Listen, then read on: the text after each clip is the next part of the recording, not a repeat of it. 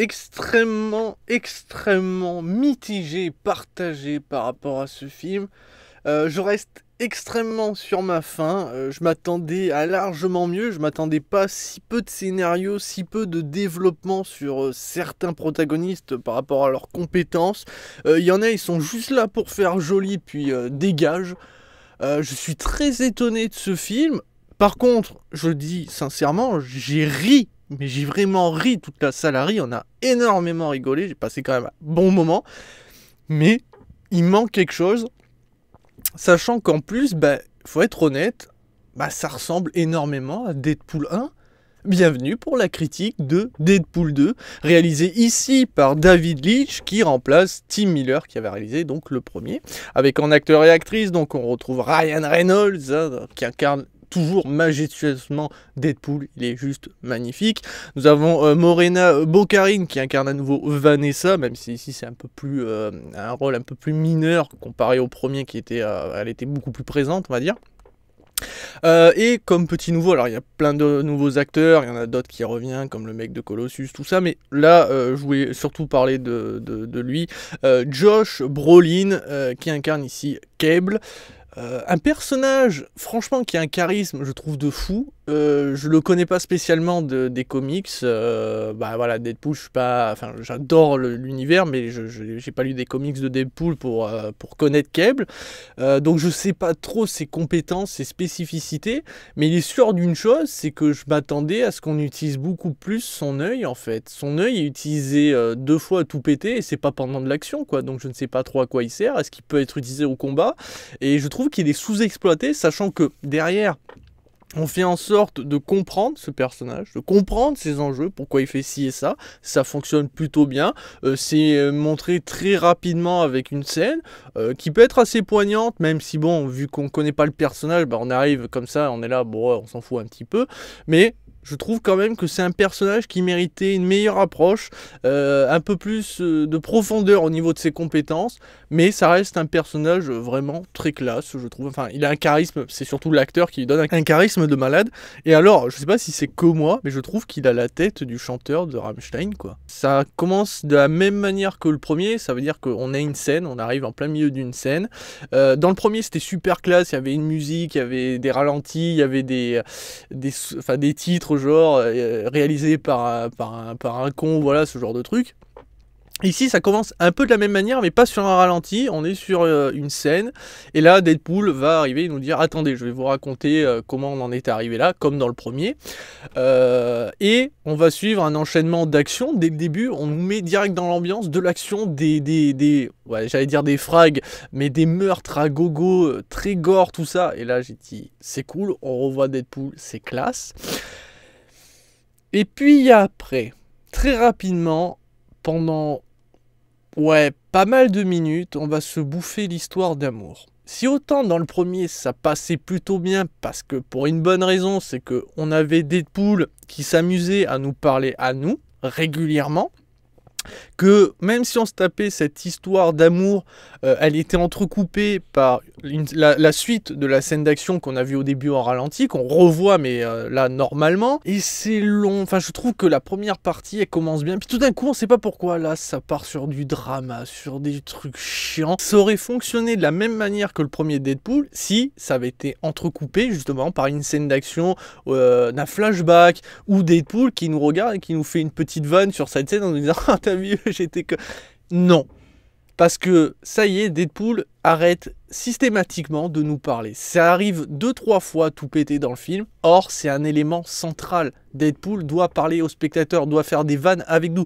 Comme si on était avec lui à ce moment-là et que, comme quand il tourne la caméra pour nous cacher d'une scène violente. Ici, oubliez ça. Il ne brise quasiment pas le 4e mur. Et c'est un scandale. Je ne comprends pas comment ils ont pu enlever cet élément. Alors, c'est vrai, on aurait pu dire, ouais, mais c'est répétitif. M'en voulez pas, regardez Deadpool et regardez Deadpool 2 et vous verrez qu'il y a énormément de choses qui se ressemblent beaucoup trop. Attention, ça ne veut pas dire que vous n'allez pas vous marrer, parce que le film, dès le début, va vous mettre énormément de références à Marvel, même à DC, va faire des clins d'œil à tel personnage de Marvel, Wolverine entre autres, mais il y en a plein. Alors des références qui sont pour, on va dire, les amateurs, voilà, ceux qui connaissent un petit peu l'univers Marvel grâce au film dernièrement, qui s'y connaissent pas spécialement, et il y a quelques références un peu plus pointues, voilà, qui demandent un peu plus de connaissances, mais sinon, il y en a pour tout le monde, il y a de quoi se marrer, même si, alors là, c'est pas un point négatif, c'est juste que Stan Lee, tu es où?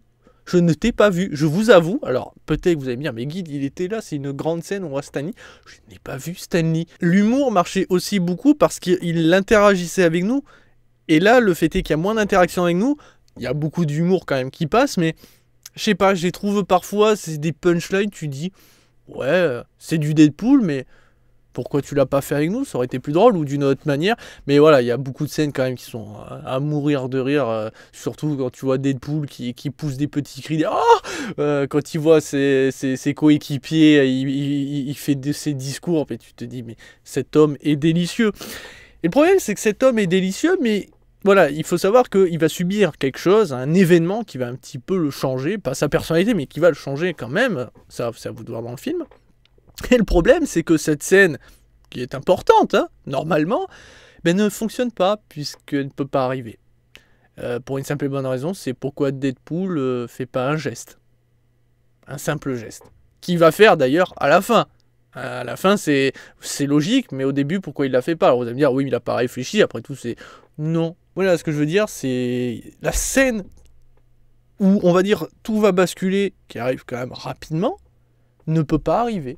Enfin, c'est pas possible. Et elle est utile, soi-disant, pour changer un petit peu Deadpool, pour qu'il prenne conscience sur certaines choses, enfin, qu'il évolue, on va dire. Mais en fait, ça sert à rien. Il reste Deadpool, ça n'a aucun impact. J'ai l'impression que ça ne sert à rien.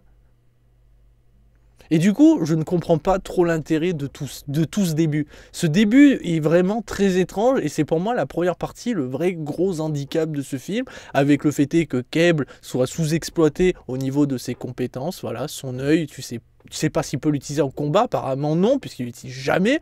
Il y a des trucs comme ça, tu te dis, mais what? Et alors là, c'est un point négatif, mais c'est un vrai coup de gueule pour terminer sur les points négatifs. Parce que je ne sais pas si c'est apparemment à la mode en ce moment, il faut qu'il y ait une relation homosexuelle. Alors, connaissant Deadpool, on pourrait se dire, bon bah tu sais, il tombe sur un cadavre, il l'embrasse, ou il tombe sur un mec, il lui fait un bisou, et là il fait une petite touche d'humour, comme il l'a fait dans le premier avec Colossus. Enfin, il y a beaucoup d'allusions, je dis pas. Par contre, qu'il y ait un véritable couple homosexuel, fille ou garçon, ça je vous laisse découvrir pour pas spoil les personnages, et donc il faut qu'il y ait un peu de surprise. Le fait est quand même qu'on voit ce couple et on se dit, ok, pourquoi à aucun moment tu as l'impression qu'il y a un couple? On les voit quasiment jamais, déjà c'est des protagonistes limite trop secondaires, ce qui n'a aucun sens, mais surtout, perso, quand je les vois côte à côte, je me dis juste, c'est deux potes ou deux copines, quoi. Mais à aucun moment tu les vois s'embrasser, du coup à aucun moment tu peux imaginer un couple homo. Un petit peu comme dans ce Star Trek où on voit, je sais plus quel protagoniste qui est homosexuel dans Star Trek, et qui fait une simple caresse, enfin qui reçoit une caresse de son copain dans le dos. Ouais, bah, enfin il y a un moment, et encore là on montre quelque chose. Ces personnes ne se tiennent jamais la main, ces personnes ne sont jamais vraiment collées, genre mon chéri ou ma chérie, à aucun moment il y a un bisou. Et vous allez me dire, mais c'est rien. Bah si, parce que c'est utilisé, on en parle, c'est montré, ça a un intérêt du coup. Alors vous allez me dire, oui mais c'est pour que Deadpool fasse des blagues. Mais il n'avait pas besoin de ce couple pour en parler, hein, pour faire des blagues. Il le fait tout seul avec Colossus et avec d'autres protagonistes. Donc c'est pour ça que je ne comprends pas, encore une fois, l'intérêt de ça.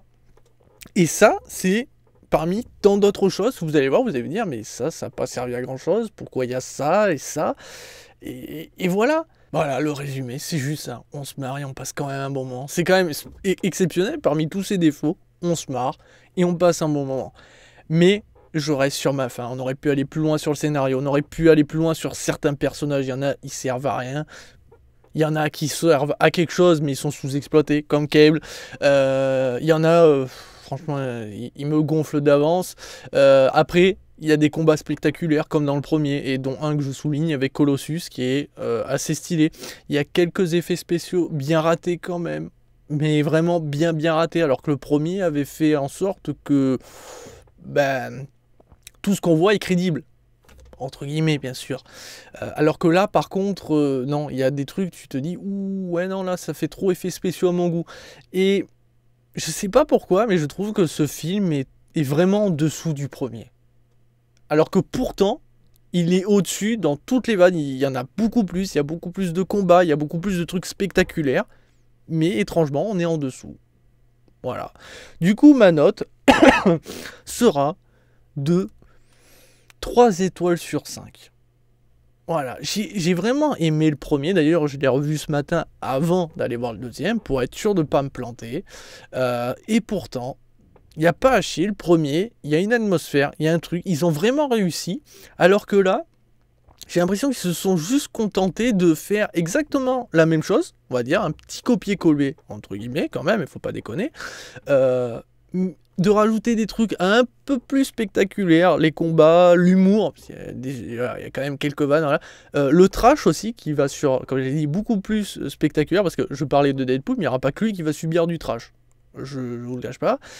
Et puis après, derrière, on regarde qu'en fait, il manque ça dans le scénario, il y a cette scène qui sert à rien, pourquoi ils sont là, et ce genre de trucs, et ce qui fait que je trouve qu'on reste sur notre faim, et qui n'a pas vraiment de grand intérêt. C'est juste un film bonus. T'as kiffé le premier Deadpool, bah tiens, on t'offre ce Deadpool 2, tu passeras un bon moment, tu vas te marrer, et sans plus quand même. Et je trouve ça dommage, quand on voit la qualité du premier, on aurait pu aller beaucoup, mais alors beaucoup plus loin dans le deuxième, et on se contente du minimum syndical, même si on arrive quand même à t'offrir un peu plus. Quand même con. Mais voilà qui conclut donc cette critique de Deadpool 2. Je vous invite quand même à aller le voir parce qu'il faut aller le voir, on sait jamais, peut-être que vous arriverez à l'apprécier à sa juste valeur, qui sait, c'est peut-être moi qui n'arrive pas à voir ce millésime comme un vrai millésime. Je vous invite quand même à aller le voir si vous n'avez pas forcément apprécié le premier, parce que peut-être que vous apprécierez peut-être plus celui-là. Si vous avez aimé le 1, peut-être que vous aimerez le 2, mais je pense qu'il y en a beaucoup comme moi qui vont rester un petit peu sur leur faim. Mais voilà qui conclut cette critique. Allez, sur ce, ciao ciao, peut-être pour les dinosaures, il y a une grande chance qu'on parle de Jurassic Park.